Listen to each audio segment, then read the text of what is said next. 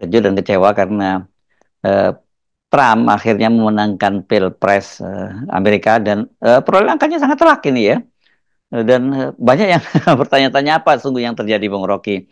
Karena kan sejak awal kita mengikuti survei-survei dan ada kecenderungan dari survei-survei itu meskipun kadang-kadang angkanya juga saling bekerjaan itu eh, Kamala Harris itu diperkirakan akan menang dan ini artinya kita tahu bahwa rakyat Amerika itu lebih memilih slogan yang sebenarnya dipakai pada Pilpres lalu oleh eh, Donald Trump bahwa Make America Great Again.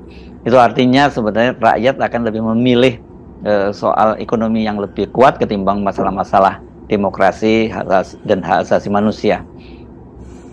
Mungkin bukan satu analisis yang mampu untuk secara habis-habisan mengulas apa sebetulnya penyebab kemenangan Donald Trump dan bukan apa penyebab kegagalan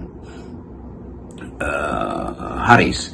Tapi satu soal yang mungkin harus segera diterangkan atau diucapkan adalah bahwa yang kita sebut rakyat di Amerika itu akhirnya harus didefinisikan kembali.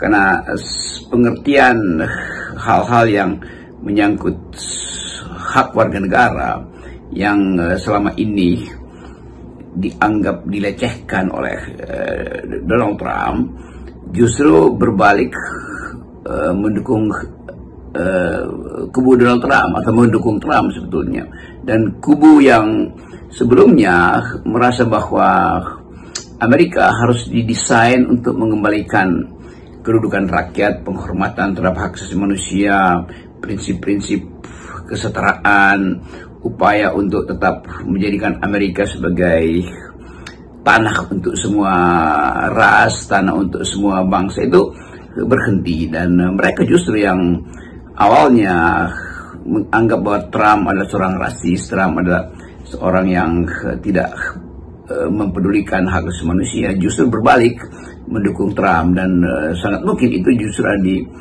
basis-basis Partai Demokrat yang secara tradisional, secara konvensional mengolah isu-isu human rights dan human solidarity.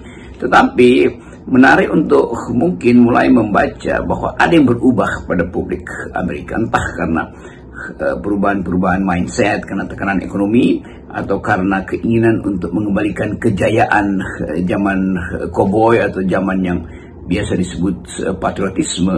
Tetapi sekali lagi, masalah yang segera terlihat adalah demokrasi Amerika, mungkin yang dibayangkan oleh Alexis Tocqueville ini, berubah tuh. Atau kalau kita pergi pada desain-desain awal yang menginginkan supaya demokrasi di Amerika itu jadi semacam habits of the heart, itu akhirnya berhenti karena soal-soal yang lebih kekinian, yaitu kebutuhan kepemimpinan yang kuat dalam perbandingan dengan